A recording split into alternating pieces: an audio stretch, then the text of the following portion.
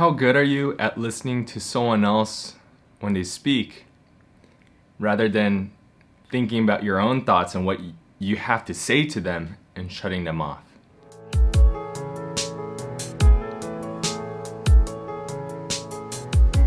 In today's gospel, we really get a glimpse into how Jesus teaches us in his school, specifically on how to listen to others and to listen to God.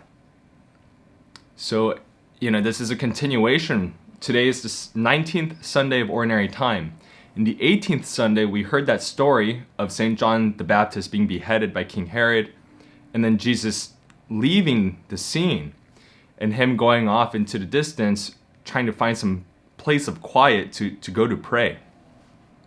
And we saw the crowds, 5,000 men plus, family members, children.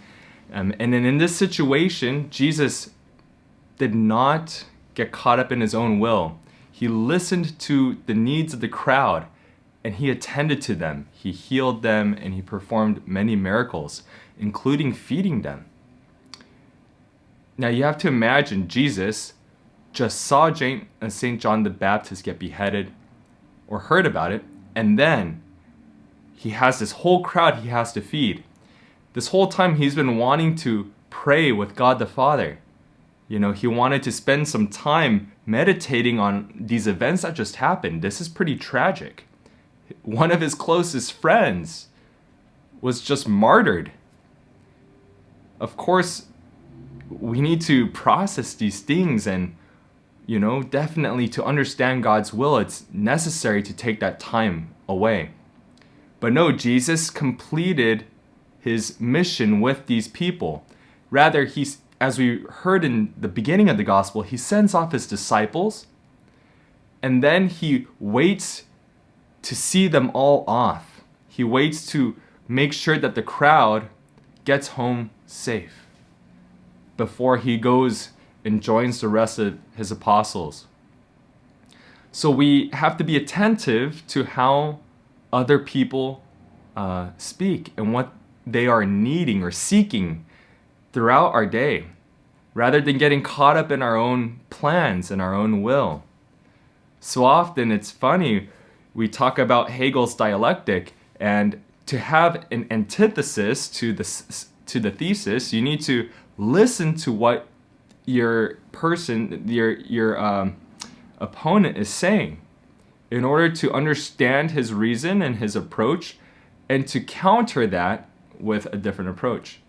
But in order to counter it, you need to know what he's talking about. It's so important then for us to really have ears to the other person's heart. Now, if we want to show them God's compassion and mercy as he did to the crowd, it's so important that we have our ear closely to their hearts and our other ear closely to God's. So that being said, Jesus finally gets some time of quiet to pray. He goes up the mountain. He goes up the mountain because this is the highest peak, and we know that heaven, being the highest of all places, well, in a supernatural way, is at that very point in which heaven and earth can meet. So Jesus goes to the high point of the mountain to pray, and then he comes down to meet Peter and his companions on the fourth watch of the night in the sea. So this is the second part of Jesus' lesson, is to listen to God the Father, but also to listen then as his apostles to what he wills. You see, when Jesus appeared at the sea, these poor apostles, I wondered, they must have lacked so much sleep when Peter, rightly so, because it was pitch black, it was the nighttime, and he thought there was a ghost out in the sea.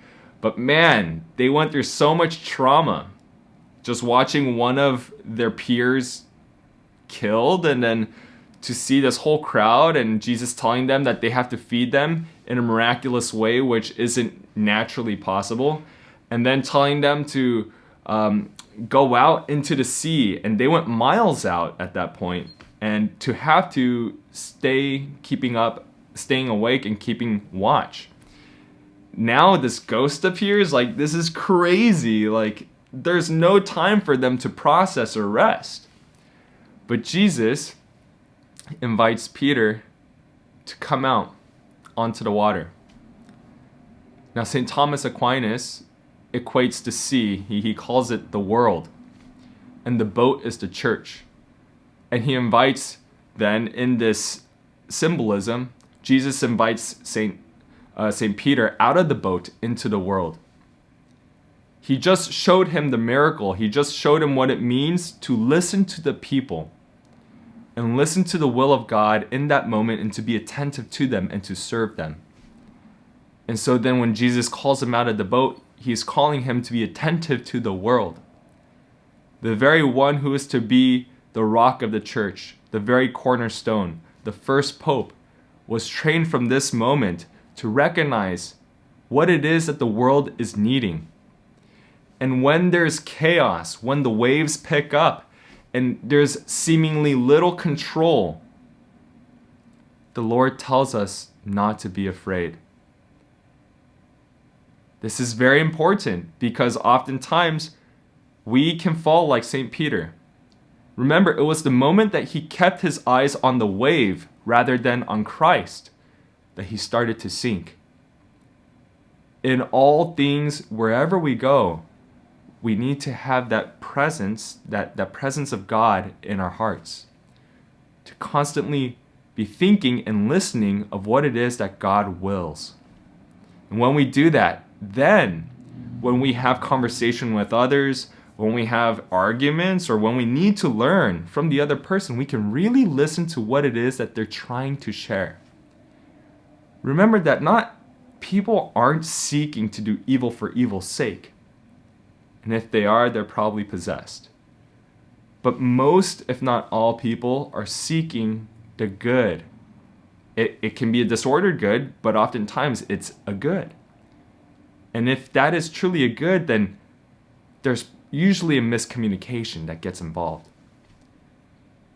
So we too are invited to get out of our ships, out of that comfort, to go out as Jesus prescribes and Jesus commands, to meet the people where they're at in all the chaos, and to bring that peace and joy that God has instilled in us out to them.